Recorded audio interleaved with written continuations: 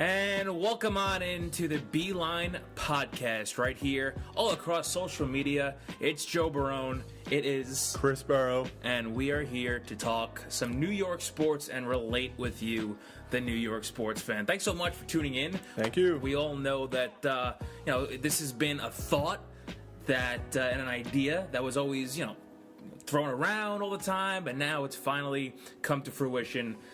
We got the swift kick in the ass, and we're like, you know what? Let's go out and do this thing, shall we? Yep. Yeah. So basically, what we're gonna do here on the Beeline podcast, I'm Joe Barone. He's Chris Buro. We're cousins. We're family. We want to highlight and showcase everything about the New York sports fan. We are New York sports fans, and New York sports fans are their own special kind of breed, no? I mean, you have to have a lot of patience to be a New York sports fan. Yeah, and everybody has a story, and that's kind of our goal, and that's kind of our message, and who we are and what we want to do. Now, we have 3 goals, and bear with us for a second. We want to make sure that we're learning, we want to meet new people, meet new faces, and we want to share our personalities with you. And that is our 3 goals for this podcast, and we hope you stick around with us week by week, whether it's in New Jersey, whether it's in Bensonhurst, or wherever you're listening from, and kind of come along the ride with us and join us and share your story as well, because you know what? It's going to be one damn hell of a ride. I don't know if I said that correctly, but no, you did. Yep. Yeah. So, but no, all in all, I did read this article recently. I want to jump into things right away.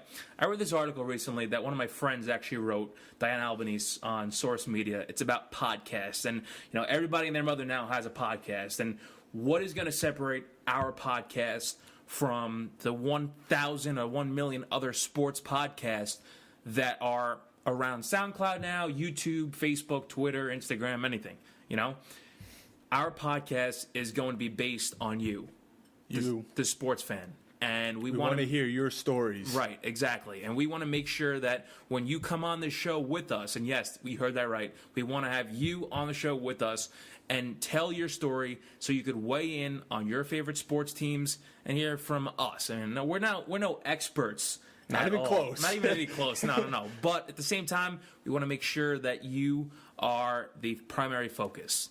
Correct? Correct. All right, so that's pretty much a little bit about us. Let's talk about who we are, though. Right? I'm Joe Barone. I'm a 23-year-old Brooklyn guy. Pretty much big sports fan. We always knew that. I got my start in sports when I went to college, I guess, and I went to Hofstra University, graduated with journalism and public relations as a degree, and I did some radio work there, and I fell in love with it. And I always wanted to be part of the sports media community, and now I get that kick in the rear end and saying, Joe, do something with your life. And I guess this is a stepping stone in the right direction. Yeah, I guess so. It is. And what about you?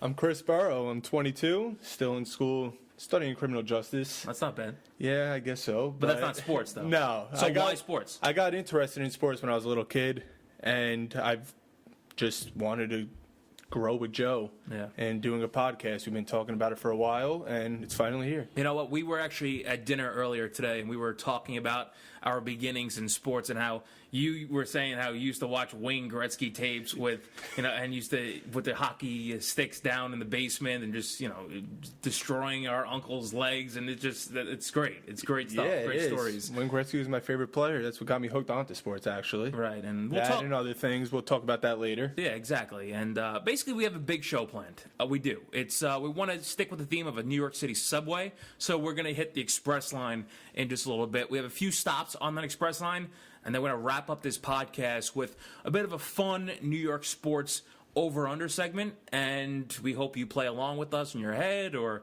if you're listening, or anything or whatever you're doing. Yeah, anything you want. If you're driving, I guess that people listen to that on Bluetooth. Yeah, they do. Yeah, so yep. All right, so let's start with the express line. We're jumping on the express line, thank God, because that local line is such a pain in the ass. But I want to start off with this. Okay, the biggest sports topics right now in the New York area, and this is actually the point of the show where if we had a guest right now, we'd be sitting with you and we'd interview you. We would want to know your story. Right, and how you got into sports and weigh in on certain topics. Now, the first topic is our first stop for baseball. What's been really working the headlines the last few days has been the new rules in Major League Baseball that the Baseball and the Players Association has been discussing lately. Now, if you want to preview these rules, perhaps, this is exactly what's going to happen. All right, so the first one is a 3-batter minimum for pitchers.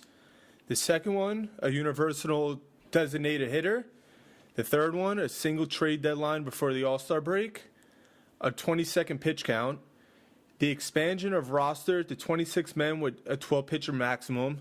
Draft advantages for the winning teams and penalties for losing teams. A study to lower the mound. Wow. A rule that would allow two sport amateurs to sign major league contracts. As you can see, all these rules would be a major impact on teams. Yeah, and there's a few things that kind of stood out for me. I mean, especially first, the one that you can't tank anymore. Well, that's also another thing, which I guess that's good and bad because then at the same time, you're going to have these teams that might not be able to bring in the big fish free agent. Especially even... And still be bad year after year. But also, at the same time, they can't do anything about it. No. So you're going to be not getting good draft picks as well. So I didn't really understand that sort of rule there. So you're going to give the Yankees and the Red Sox and the Dodgers and all those great teams. Those great teams, even better players. Even better players every year. I guess that's the prize. Sports world today. Yeah, the prize for winning. But the one thing that I want to talk about right now in this first stop is the universal DH. And we talked about that, and that's one of the big rules that's highly debated about today. Now, everybody's talking about this, the strategy of the NL against the non-strategy, per se, for lack of a better term, of the American League. Chris, where do you stand on this? Because I know where I stand, and I'm really committed on this. I'm for this, but I'm against it also. Oh, that makes no sense. All right, so I'm for it. Okay. Because with the DH, you have 9 regular hitters then. You don't have to basically have situational hitting. Okay. And you could make a picture, like if a pitcher's pitching a perfect game, you don't have to take him out. But then I'm against it because I feel like there's no strategy to that at all. Well, that's BS. No, because if there's a man on first and a pitcher comes up, right? Right. What are you going to do? If the pitcher comes up, you're going to bunt. If you have the leadoff hitter coming back up, say, for example, the number 5, sorry. So you have the number 5 hitter up, it's a power guy. All right. So you're going to swing away. You're not going to be in any situational position at all. Well, that's kind of true, but at the same time, you still have that strategy. You could still, in American League, if there's a guy on first base in a tight game, you could still tell him the bunt. Okay, yes, but if you have, say, Bryce Harper's your DH. Okay. You're going to make him bunt? No. All right. What about Aaron Judge? Or, no, sorry, I'm just naming All-Stars right now. Okay. JT Realmuto. Right. You would make him bunt? Well, I mean, if that means I'm going to get the guy ahead the second base, obviously, listen, the odds and the averages are pointing that you'd rather keep the bat in a guy like JT Realmuto's hands. At the same time, though, you're really, it's up to the manager to decide if he wants to push his chances, test the players, and do what you do best. I guess you could lay down a bunt there, but 9 times out of 10, you want that guy with a good average to swing away. I also feel like this is going to cause a lot of problems in a clubhouse. Because if there's a power bat up, like you just said, for example, like if you want the guy to swing away. Right. But say it's the top of the 9th, first and second, 1 out, you want to move the guy over, you want to move 2 runners over to scoring position. Okay. And then, like I said before, Bryce Harper comes up. If they make him bunt. They're not going to make him bunt. But if they did. A lot of these players have to understand you have to try to do what's best for the team to win. Sports, they just care about themselves. Well, yeah, I know that. I know that for a fact. A lot of these players are like that. But you have to understand that, maybe a bunt, a little push bunt down the first base line. It could be a hit, but... could be a suicide squeeze right there, get the run home, and that's where we're sitting at. But that's not the case all the time. Yeah, I know. Listen, my argument is... I can go on for this for hours. I know. And everybody can. Everybody can. And that's the thing about the whole baseball and the universal DH. Personally, for me, I think the NL should have the DH. I'm done with having pitchers be automatic outs and just dealing with that. There's been a study that I read this article. It was about why the MLB needs a DH. It was dated back to, I believe, 2016. But it's called Sports on Earth. That's the publication from it.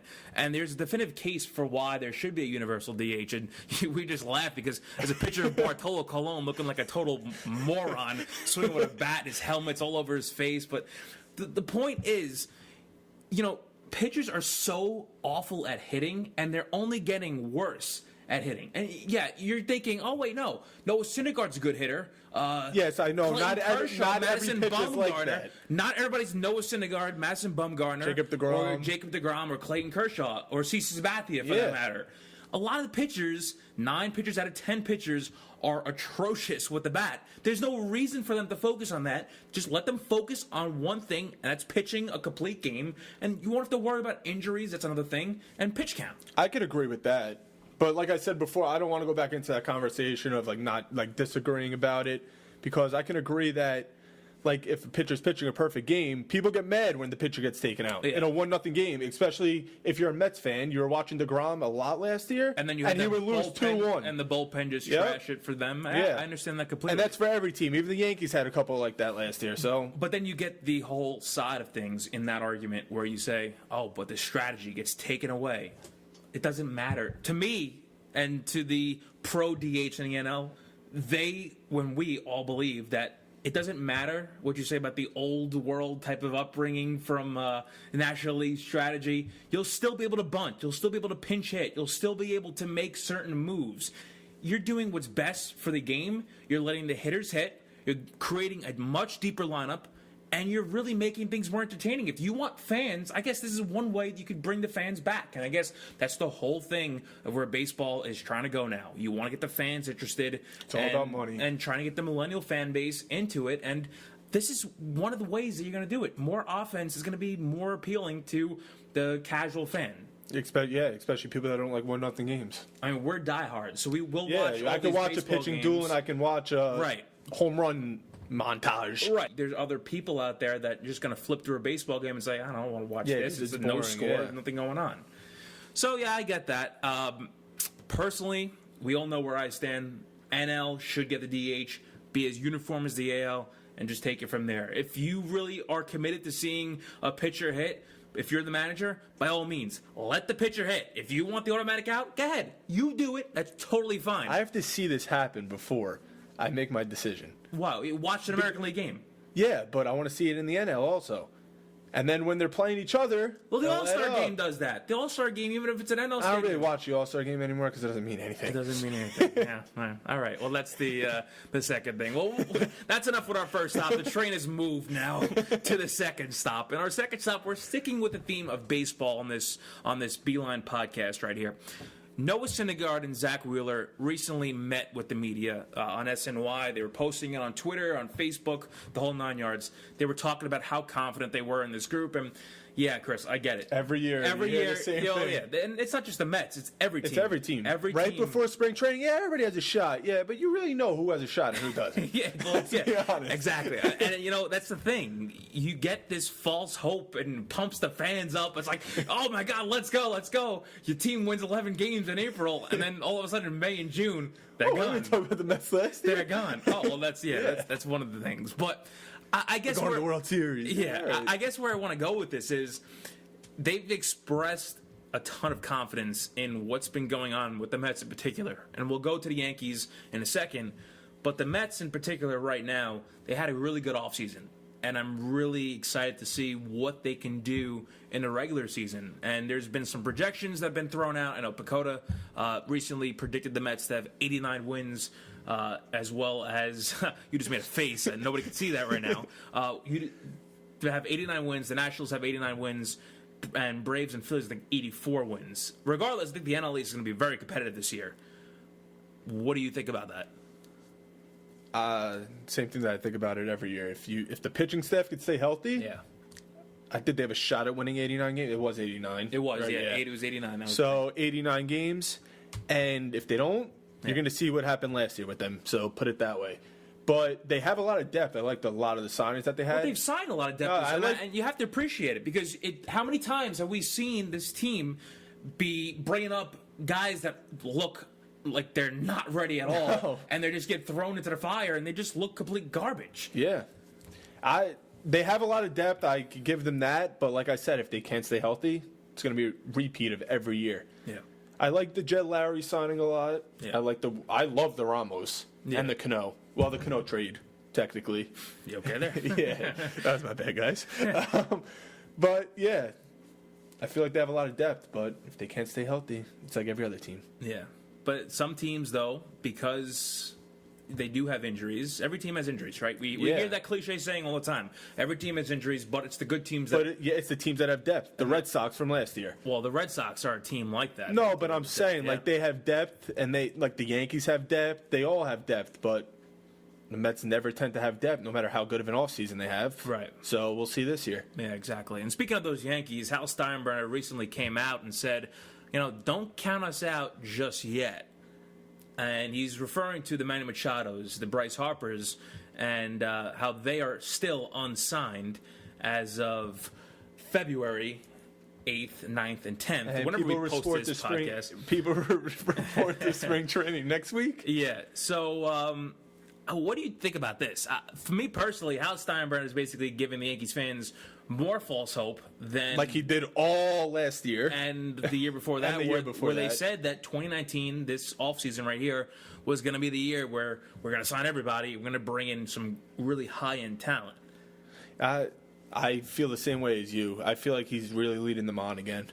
And I feel like if they were going to sign him, they would have threw a lot of money at them already. Yeah. Especially that it's February 7th, February 8th, whatever. They report next week. So I think he's leading them on also.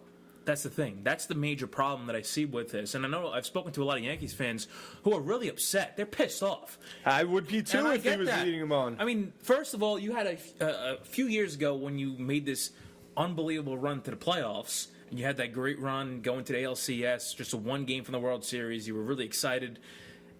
That was the year that was gravy. You weren't projected to do anything, and you really got far. Then you go out, you acquire the big bat and Giancarlo Stanton. Is that move kind of holding him back from Bryce Harper? I think and that's Manny holding them Machado? back. Yeah, just like it held the Marlins back from signing big-time free agents. Well, can we talk about first how the Marlins had all these guys and they didn't, they got rid of everybody? They're cleaning house. But besides that, I mean, they're trading them in Yelich, division, too. Ozuna, Real Muto, Stanton. I mean, these are guys that were all-stars. I can understand the Stanton one because he's making a lot of money, and that's what I think's holding them back because they don't want to see, like we discussed, like we talked about recently, me and Joe, is that Giancarlo will always have a bad April, May. Right, yeah. But he'll always come around. Bryce Harper, he's a little hit or miss. Well, from the last 2 years, he's been a hit or miss. But he's really a good player. No, I'm not disagreeing that he's not a good player, but I feel like Steinbrenner is really fearing that if they throw all this money their way, who knows what's going to happen. Well, if you're a Yankees fan, I don't blame you if you're pissed off because for how long have they been saying, you know what, this is the year that we're going to go all in and we're going to see. Hey, at least you guys have the money to spend. Yeah, well, if you're Well, talking we about- do, but if you talk about the Mets, then they do have the money, but they just don't want to spend it. The Yankees, however, I'm really curious to see because the Yankees are kind of doing what everybody else is doing right now in baseball and other sports. They're not spending the money on the big ticket free agents. before we keep talking about like Harper and them, just keep in mind that like there's still Keuchel, that's a free agent. Oh, yeah, absolutely. There's still who else? Kimbrel. Craig Kimbrel was one of the best relievers in the game. I mean, yes, he's shaky at times, but the thing is, though, I want to talk about these debates, and we'll go to our third stop on this express line here on the Beeline podcast. The free agents are not being signed for two things. One, the owners don't want to bite and spend all that money. That's number one. But number two, a lot of these guys are asking for long-term contracts. The Very long-term. 5, 6, 7-year deals. 7+. Right. And they don't want to do that. They don't get locked in for so long because then all of a sudden you're stuck paying the big bucks for a long period of time. And, you know, a lot of times there's wear and tear on the body after so long. Bringing back to Giancarlo. Right. I mean, how many times are we going to see somebody at the end of the contract look like complete garbage and not be able to live up for that money? I mean, we see that in every sport. We see it in every sport now, yeah. I mean, hockey's like that. I know football is like that. That's why football doesn't have the guaranteed money, which is another argument. Yeah. But there's another thing that owners just don't want to spend the money on guys that are requesting 6, 7-year deals. Now, if it's about a 2 or 3 year deal, I kind of get it. You could spend that money. But for like a 6-year deal for a reliever who's like in his 30s, like Craig Kimbrel, Why would he I would do that? not spend that much money for a guy like him in 6 years. I wouldn't either. The guy, what does he have? He might have 6 years left. Well, no, 36. Probably 5 Right. tops. So, yeah, I wouldn't spend that much money on him either. And I agree with you with how they're all throwing a lot of money at these free agents, but they want long-term contracts, and that's just not part of sports anymore. And you know what? We kind of saw this last year as well, Chris. We saw this how a lot of these free agents pretty much waited to spring training was over, or maybe like just starting, or it was during spring training. I know that where a lot of guys like Mike Moustakas, for example, I know that was a big name on the market last year. He's still a free agent this year because he's on the 1-year deal. But the thing is, he waited, and I thought, a team was going to swoop in and sign him to like a 3 or 4 year deal. He didn't get that. He signed a 1-year deal, and he's back in the same place he was today. That's going to be taxing on a guy like him, who's really a good major leaguer, but he just doesn't. He's getting old, though. He is, and I'll be glad for the Mets to sign him, but that's besides the fact. But I just don't know what the GMs are thinking or owners are thinking at this point. What about the players, though? What are the players thinking? Because the players are asking for insane amounts of money. You can't blame. I feel like you can't blame the owners or GMs for being a little hesitant at first. Though. Yeah, but I feel like a lot of the players right now are just pushing and pushing to see if they could get it, and then when the season inches closer, maybe like mid-February, they're gonna cut down on their price. And I don't know about Harper and Machado, but I could see like Moustakas, Keuchel. Well, no, sorry, Keuchel has Scott Boras as his agent, so I don't see anywhere of him going down. But Moustakas, I could see him lowering his money a little bit. Yeah, I think I saw a report the other day that the Giants offered him. Who is this, Moustakas or Harper? No, Harper. I saw Harper too. Like a 6 or 7 year deal that was less than like $100 million or something. And he declined it. Well, yeah, I mean, he didn't think he's worth that much money, and rightfully so. I think he's worth. I mean, now it gets to the whole argument: is anybody really worth over hundreds of millions of dollars? Right. But you're talking about this guy who, he's an MVP. He's really has a decorated resume. He's a really good player. He deserves some big bucks. He does. Yeah, but not that much money. If I'm great at my job, do I get paid that much? Well, you're not a major leaguer. You're not born with freakishly good talent. I'm a professional You're ugly. You don't know what you're talking about sometimes. That's what happens. It happens, but you're not gifted like that. If you're great at your job, so okay, I'm gonna go get a job that I'm great at and just hope to get paid like $100 million. It doesn't work like that. It does not work like that. But that's it's an interesting thing where we're seeing that not only happen in baseball, but we're seeing that happen in other sports. And football, I think we should talk about now as we go to our next stop on the Express Line on the Beeline podcast. This is the fourth stop? Yeah. We'll talk about the free agents and leading into football and all that. Free agency is right around the corner, Chris, and now it's going to be the time where it's the legal tampering period where teams will be able to talk to the players and express their interest in certain guys here and there. I honestly wonder if teams are going to think like what baseball's doing right now and hold off on these guys and see if their price tag comes a little bit lower. Football's different. We talked about before how there's no guaranteed money, and unless you sign a signing bonus, this and that. I'm just wondering, though, if a team like the Jets, for example, a New York sports team who has a ton of cap space, over $100 million, is going to be hesitant to sign a guy like Le'Veon Bell, who's going to request a ton of money. I was just about to touch on that, too. And see if his price tag will come lower and wait a little bit longer than other teams will. I think they're going to do that because I think they're watching what baseball's doing, actually. Because I feel like if you can... It's not going to lower that much, but it might lower enough that you get... How much money do they have? Like 105? The Jets, I think they have a little bit over 110, especially because they got to sign their own guys, so it'll come down a little bit, but still. I think they're going to wait a little just because they have to sign their own guys. Right. They need a lot more than just a playmaker on offense. Yeah. They need offensive lineman. They need a pass rusher. Yeah. Got to shore up the cornerback situation a little bit. Don't get me wrong, I would love Le'Veon because he's a playmaker. Right. This guy could do he could do mostly everything. He can block, he can pass catch, he can run. Mm-hmm. But they need a lot more than that. Right. So I think they're going to wait a little, and if he doesn't budge, then so be it. Right. It's an interesting situation. I really think the Jets should go out and sign a playmaker like Le'Veon Bell. The Jets got burned by Trumaine Johnson, Darrelle Revis. Darrelle Revis really wasn't a burn, though. At the end. The second time it came. The second time when McCagnon shelled out the cash to him, He wasn't worth that much money. Don't get me started on Tremaine Johnson. Can't stand the guy. Well, that was one thing, and I guess this talks about this whole trend of free agency and how owners and GMs are not going to be spending the money on these guys, especially with all this, social media now and personalities and everybody just being recruiting. Yeah. It's going to be tough for guys to make what they think they deserve, especially in this type of day, in this type of setting and atmosphere. Yeah, I think Maccagnan's going to panic with this. Because I feel like he's going to look back on Tremaine Johnson, and he hasn't lived up to what he was projected to be with the money. Mm-hmm. And I think he's going to panic and not throw. He's going to throw a lot of money at Le'Veon, but I don't think what everybody's expecting. And like I said, if they can't sign him, they can't sign him. I wouldn't break the bank for him either. You wouldn't? No.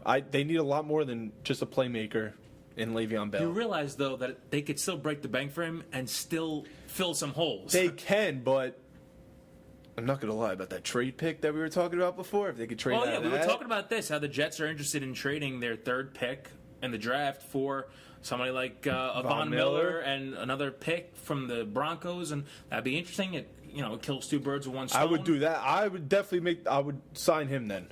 If they could get a pass rusher out of that trade and then still have that much money to spend, I would definitely throw a lot of money at Le'Veon.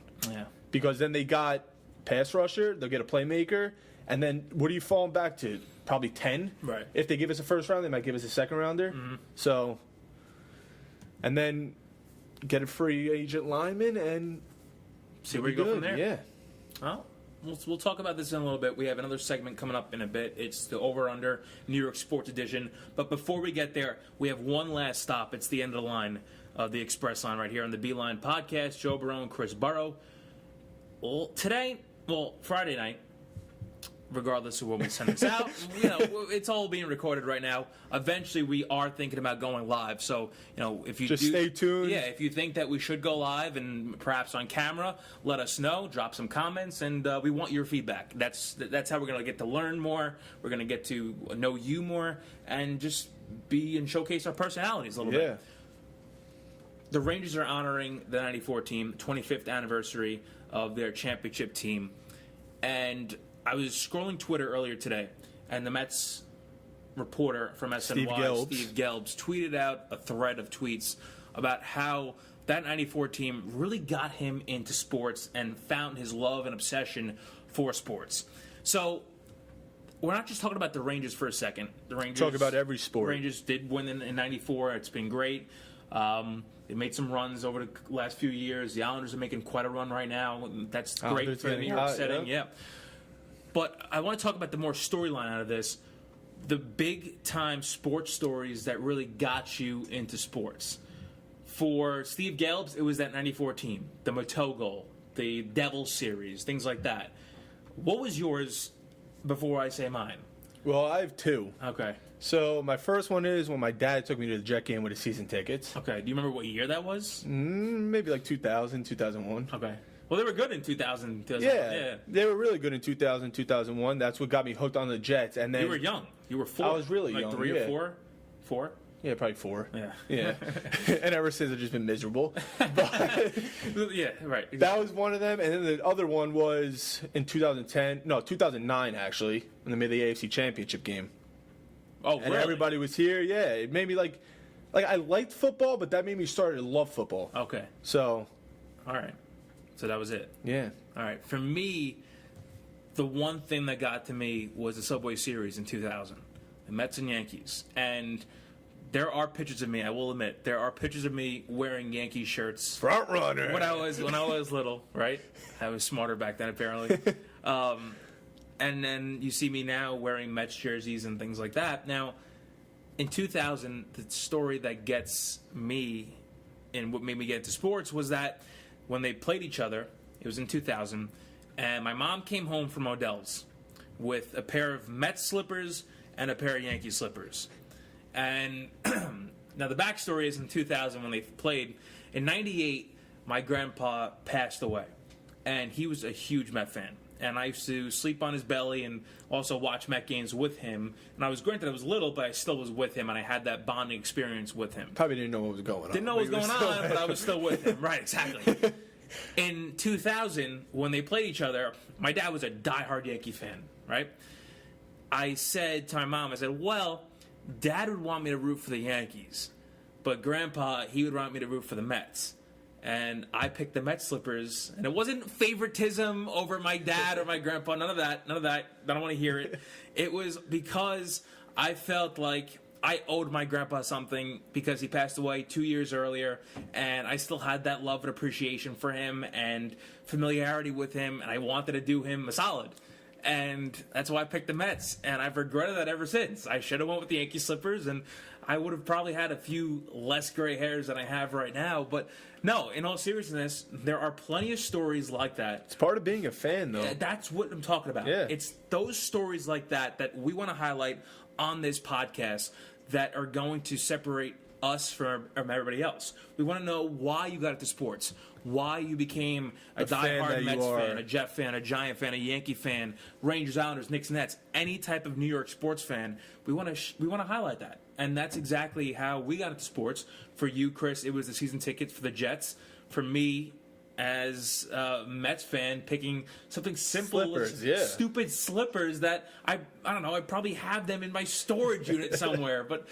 Overall, that's what we want to do on this podcast, and I think is the perfect time to end the show on that note, because we want to make you guys know, our listeners, that your voice is going to be heard on this podcast.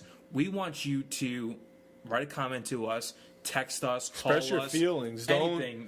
Don't just listen to us and just be like, oh, okay, it's done. Get involved. And that's how we're going to separate ourselves from everybody else. We want to make sure that this Beeline podcast goes on the Beeline from Brooklyn to Manhattan, Queens, Bronx, to anywhere, California, to Jersey, all the way down to California. If you're listening from California, more power to you. Guess we made it big then. Yeah, we made it big. I guess. Yeah, exactly right. But no, in all seriousness, we want to make sure that your story is heard. So get in contact with us, because we're going to get in contact with you. And make sure that you're listening to us, the Beeline Podcast, a couple of guys from Brooklyn, New Jersey. Well, you have Brooklyn starts, Brooklyn roots, and we'll go from there, right? Yep. All right, so tune on next week for the Beeline Podcast. We have one more. I'm sorry, I'm almost forgetting. Thank you for reminding me, because I almost forgot. No problem, Joe. Over under. That's a little fun segment that we want to talk about before we end this podcast, shall we? We're already past the 30-minute mark, which is totally fine. It's fine. It's totally 2 minutes. Fine. Over unders. And basically what we're going to do is we're going to set a sort of number and predict where teams will be competing for potential championship run, perhaps, in the next few years or so. So we'll start off with the Yankees, Chris, and we're going to do a little bit of a flexible year number for every team, right? So the Yankees, I want to do over under 2 years for them to... 2? Yes, 2 years for them to compete for a championship. Well, they're currently competing, so I guess... So, yeah, it's under, Under 2 years, yeah. Why? Because they're already competing, like you just said. Right. And they had, right now, in my opinion, I think they have a championship caliber roster this year. Yeah. But, like I said before, if you can't stay healthy, do you have the depth to compete? I agree. I'm going to say the under for 2 years for the Yankees to really compete for that title. They're going to compete for it this year. They're going to compete for it next year. And if they don't win within the next 2 years, I think the third year it's going to be rebuilt. I think it's going to be the last rebuild. Oh, really? I thought it was going to be the last year for them to really go for it, because they're going to have to sign a lot of their young guys. And that's one of the things. So I think 2 years. Yeah, maybe 2. Maybe 3 also. Okay. But right now we're going with the under 2. 2. All right, so for Mets, now I want to set this number at 4 years, because they have Robinson Cano. The reason why they brought in Cano was to go all in. That's what Brody Van Wagenen said. He wanted to go all in. Cano has about, I think, 4 years left on his deal, 5 or 6. One of those. 5 or so 5. 4 years, though, I think, of really good play from Robinson Cano. So I think that's going to be good for the Mets to really go all in. We'll do 3.5. Okay, so over or under 3.5 for the Mets to compete for a title. I say under. Okay. Because, like you just said, they signed Cano. He has 6 years. What do we say, 5 years? I think. So 5. Say he has 5 years left. I think they have to win now, or else I think they're going. Or else they'll never win. Yeah, basically. Yeah. They had their shot a few years ago, but I think I really think they had a really good offseason. Yeah, I think they did too. because it's 3.5, I think I'll take the under as well. I'll take the 3. I think 3 years is a good number, 2 or 3 years for them, because they're not a bad team. If they stay healthy, they can actually compete. Same thing about, and mine's the same thing about Yankees. If you have the depth, you can compete. Their roster on paper is very solid, the Mets. So I think that it's under 3.5 years for them as well. Now for the Giants, we're gonna set I guess a 4-year. Do that with the Jets and Giants. Same thing. Okay, yeah. Jets and Giants, 4 years. Giants, I'll say, this is tough. I have no clue where they're going in the draft. I don't know, because that's the thing. They have a good offense. You have Saquon Barkley. You have Odell Beckham. You have pieces on defense. Your O-line is getting better. We saw some signs from the O-line last year. Eli Manning, though, I don't know what he has left, because he wasn't that bad last year. But does Eli have 4 years left? No. So what does that mean? Are they going to get a rookie quarterback in, or are they going to do a Band-Aid solution like the Jets did with Fitzpatrick a few years ago? I don't know. So that's why I'm going to have to take the over, because I just don't know what the Giants have to compete with and see where they're going to be with a quarterback. And we all know a quarterback is everything in the NFL. If the Giants don't have a quarterback within 4 years after Eli Manning, then I don't know what to tell you. Because they're going to let Barkley and Odell's prime go to waste. Yeah. So I'm going to have to say over. I'm going to go over also. Okay. Basically what you just said. Number one, I don't know where they're going in the draft. So basically if you're going quarterback, you're going into, technically what the Jets went into it, Darnold. Yeah. You're going into rebuild mode, and you're going to make Manning basically train him. Yeah. And then if you guys have a losing record, you're going to put him in. So I got to go over also. Okay. And like he just said, if you don't get a quarterback, I don't know what you guys are doing at that point. But that's the thing. The Giants have good pieces in place. Their offense is better than it looked at some Yeah, points. but like you said, does Manning have 4 years left? Right. Does he even have 2 years left? Who knows? Yeah, I don't know. There's too many question marks surrounding that one position, and that one position is huge. It's tight. Like, they don't want to move on from him. Right. Yeah. So now about the Jets. And this is a really interesting situation here, because I don't think it's going to take over 4 years for them to really compete for a playoff spot. But at the same... Wait, are we talking playoffs or championship? No, a championship. And it's tough, because I don't want to be biased at all. But yeah, let's get so straight. We're not biased because we're Jet fans. No. But the thing is, realistically, the Jets have pieces in place. They have a ton of cap space, and now they shored up a position that has plagued them for years at quarterback. And I'm not saying Darnold's going to be the greatest thing ever. We don't know that. But I do think Darnold can be really, really good. And you need a really, really good position at quarterback to compete for a playoff spot and a championship. I think it's going to take over 3 years for the Jets. I don't know if it's going to be... I think between 3 and 5 years is a good range. I guess just push it even at 4. I think that's kind of realistic for them. Because they do have... they have a lot of cap space. And that could bring in some high-end talent. And we see teams in the NFL go from worst to first all the time. The Bears are a perfect example from last year, Chris. Yeah. They went from one of the worst teams in football to a very good team, a field goal kick away from a 4 spot in the Final Four. So, I think it's going to take 3 to 5 years for the Jets. So that's why I'll take the even at 4 for the Jets. I'm going to go... this is really hard for me too, because you got to take your bias out of it. No, I know, and I think I don't think they're going to be competitive this year coming up. No. Next year, I think they can compete for a playoff spot. Championship though, I have to go over. Over 4 years. Yeah. Okay. And I'm not doing that just so I don't sound biased. Right.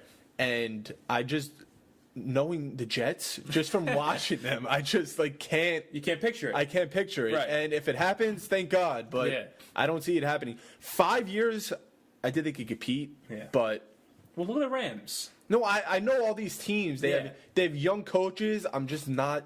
You're not sold on it. I get it. I'm sold on. I'm sold on Gase. I like Gase. Yeah. But I'm just not. This is really bothering you. Yes. I'd rather see them win the Super Bowl out of any of my teams win a championship, and I got to pick the over. Okay. All right. That's fine. All right. So we'll go to the Rangers. The rebuilding Rangers. We'll set it at, well, I guess 4, because that's pretty where we're headed with everything. the Rangers are going to be an interesting case because they came out with that letter last year of rebuilding. But at the same time, they're going to have a ton of cap space to spend this offseason. And there are some names out there, like Artemi Panarin, Mark Stone, Matt Duchene, that might be able to help out this team in the long run. So I'm going to have to say over 4 years, though. It's tough, but teams in the NHL, they rebuild fast, but the Rangers have just never been that great in drafting elite players. I think it's going to take a little bit longer than 3 years. I'll say maybe that fourth year they could compete, but I'll say it's over 3 years. I guess in even 4.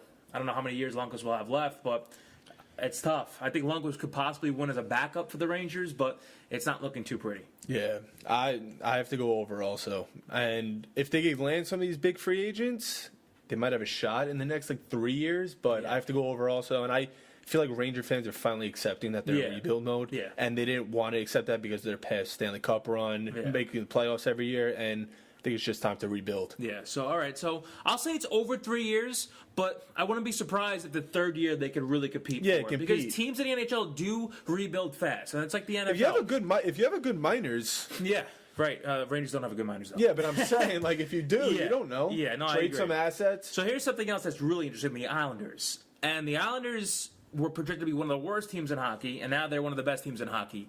We'll set the number at 3 for them. I'm going to take under. And here's why. I believe in Barry Trotz. I believe in Lou Lamoriello. I believe in their young core. I think they're a really good team. And they're one of the best teams right now. I think next year, the year after that, are going to be the 2 years where you can really see the Islanders at the top of the NHL. So I'm going to take the under for 3 years for the Islanders to really compete for a title. I'm going to take the under also, and I really like the coach that you just said, and I like Barzell a lot too. Yeah. And, Barzell's Barzell. I really like Barzell. I've been watching them a little, and they're playing some good hockey. Now, Knicks and Nets, and we could group them. Or no, because the Nets are showing. The Nets are hot right now. Nets are showing Nets some are a really 7 good seed? basketball. Yeah, they're about a 7 They're in a seed. playoff spot.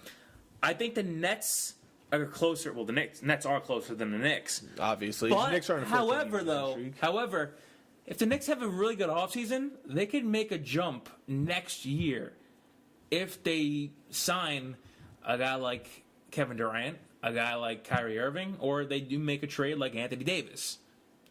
Your thoughts on that? I'm talking about Knicks right now. Yeah, the Knicks. All right. I think they're under. Well, Hold on. depending Let's on set a number. Depending, What's the number for the Knicks? I'll go 4. 4 years. Yeah. Okay, we'll set the number at 4 years for the Knicks. I'll take the over on that. All right. Listen. No, I'm NBA. I know. You have 1 or 2 really good teams, and they will always. We're not talking about winning the finals. I'm saying compete. All right. The Knicks will not compete for a title because there will be too many good teams still around. That's why the next 3 years are no, and I guess that fourth year could be the year where they really take that step forward. I'm gonna go under. Under. I feel oh my God. like I'm saying, What, you if want they, drugs? if What do you want? if they have a really good offseason, Okay. right now they're on a 14-game losing streak, Yeah. and they're about to lose again. It's Friday night, by the way, and they were down 16 last time I looked. Okay. So they're about to lose again. I blow a cover. You blew it like 4 times. Yeah, I know. They get the number 1 draft pick. They trade that for Anthony Davis, Yeah. and they sign KD, and I don't know, maybe Kyrie Irving. If they get all 3 of them, they could be contenders next year. Well, Anthony Davis, Kyrie, and Kevin Durant. Kevin Durant will be a big 3 that teams in the NBA need. And people are fearing. Every championship team in the NBA, you find one trend, it's a big 3. And one more the thing. Warriors have it, the Cavs used to have it, the Heat used to have it, the Lakers. One more thing. You're talking about... I'm sorry. You're talking about teams that are actually, competing. Right. So, the Warriors are losing 2 guys. Right. So, they're done. Well, they still have Steph Curry, but... Yeah.